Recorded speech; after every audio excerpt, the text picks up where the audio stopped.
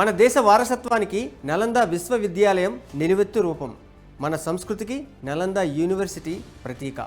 శతాబ్దాల కిందట జరిగిన దాడిలో అక్కడి పుస్తకాలు అగ్ని కిలలకు దగ్ధమై ఉండొచ్చు, కానీ అవి అందించిన అపార జ్ఞానం ఇంకా సజీవంగానే ఉంది. అది తరతరాలకు తరగనిది. ప్రధాని మోదీ కూడా అదే విషయాన్ని చెప్పారు. సింపుల్గా చెప్పాలంటే నలంద అంటే ఒక గుర్తింపు, గౌరవం. నలంద అంటే ఒక విలువ, ఒక మంత్రం, ఒక గర్వం, ఒక కథ. పూర్వం చిన్నారులంతా గురుకులాలకు వెళ్ళి చదువుకునేవారు. అదే రెసిడెన్షియల్ స్కూల్ అని చెప్పచ్చు. నలందది అదే మోడల్. అప్పుడెప్పుడో క్రీస్తు శకం 427లో ప్రారంభమైంది ఈ విశ్వవిద్యాలయం. 7 శతాబ్దాల పాటు జ్ఞానామృతాన్ని పంచింది. ఆ కాలంలో ఇదొక్కటే యూనివర్సిటీ అని చెప్పాలి. ప్రఖ్యాత ఆక్స్ఫర్డ్ యూనివర్సిటీ కన్నా 5 శతాబ్దాల ముందే ఈ నలంద విశ్వవిద్యాలయం ఉంది. ఈ భూమికి విద్యా వెలుగులను పంచింది. అలాంటి యూనివర్సిటీ ఇప్పుడు సరికొత్తగా రూపుదిద్దుకుంది. శతాబ్దాల తర్వాత అదే చోట రాజ్గిర్లో ప్రభుత్వం మళ్ళీ నలంద విశ్వవిద్యాలయానికి ప్రాణం పోసింది.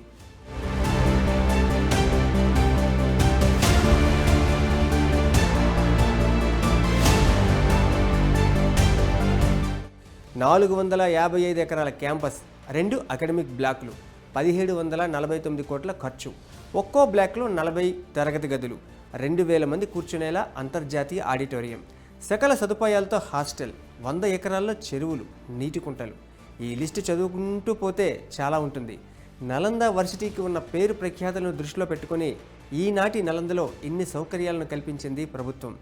2007లో అబ్దుల్ కలాం ఈ యూనివర్సిటీ గురించి ప్రభుత్వానికి సూచించారు.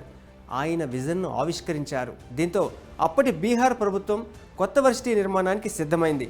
ఆ తరువాత 2010లో ఈ విశ్వవిద్యాలయాన్ని జాతీయ విద్యా సంస్థగా గుర్తించి గౌరవించింది మన పార్లమెంట్.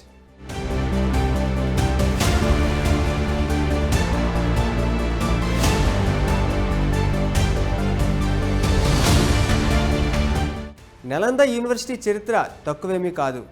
దాదాపు 1600 సంవత్సరాల కిందటే ఈ ప్రాచీన విశ్వవిద్యాలయం విరాజిల్లింది. ఇంకా చెప్పాలంటే 5వ శతాబ్దంలోనే ప్రపంచ స్థాయి వర్సిటీగా రూపుదిద్దుకుంది. అప్పట్లో అక్కడ 10,000 మంది విద్యార్థులు చదువుకునేవారు. వారికి పాఠాలు బోధించడానికి దాదాపు 2,000 మంది గురువులు ఉండేవారు. Sri Lanka, China, Korea, Mongolia, Japan, ఆసియాలో వివిధ ప్రాంతాల నుంచి విద్యార్థులు పోటెత్తేవారు. ఇక్కడ తప్ప అత్యున్నత ప్రమాణాలతో కూడిన విద్య వారికి వేరే చోట అందేది కాదు. అలాగని ఇక్కడ ప్రవేశం దొరకడం అంత సులభమేమీ కాదు. కాకలు తీరిన ప్రొఫెసర్లు కఠిన పరీక్షలు పెట్టిన తరువాతే ఇక్కడ చదువుకోవడానికి విద్యార్థులకు అవకాశం ఇచ్చేవారు.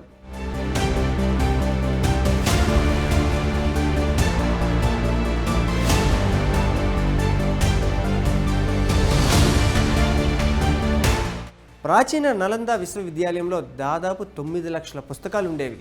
ఇప్పటి కాలానికి ఈ సంఖ్య పెద్దదో చిన్నదో కావచ్చు, కానీ 1600 సంవత్సరాల కిందట నిజంగానే ఈ సంఖ్య చాలా పెద్దదని చెప్పాలి.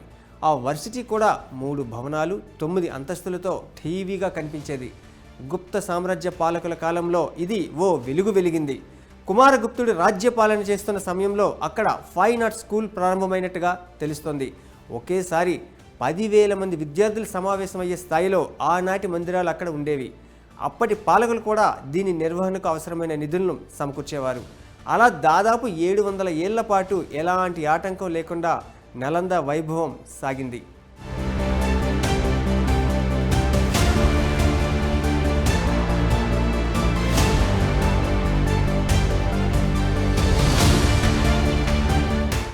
ప్రాచీన ఆయుర్వేద వైద్య పద్ధతుల బోధన ఇక్కడిదే.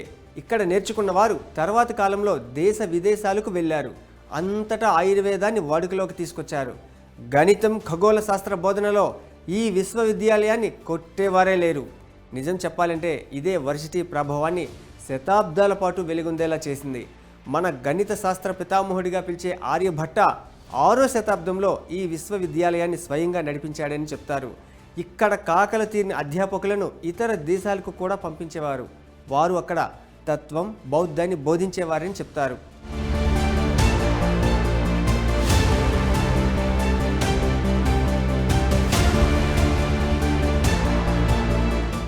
ఖిల్జీ తన దండయాత్రలో ఈ విశ్వవిద్యాలయాన్ని నామరూపాలు లేకుండా చేశాడు. ఆయన సేనలు ఈ వర్సిటీకి నిప్పంటించాయి. కానీ ఇది పూర్తిగా తగలబడ్డానికి దాదాపు 3 నెలలు పట్టిందంటారు.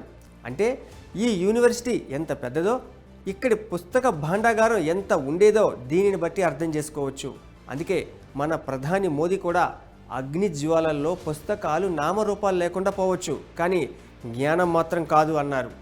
నలంద విశ్వవిద్యాలయం ప్రాచీన కాలంలో ఎలాగైతే తన వైభవాన్ని చాటుకుందో ఇప్పుడు కూడా అంతే పేరు ప్రఖ్యాతులతో విరాజిల్లాలని కోరుకుందాం.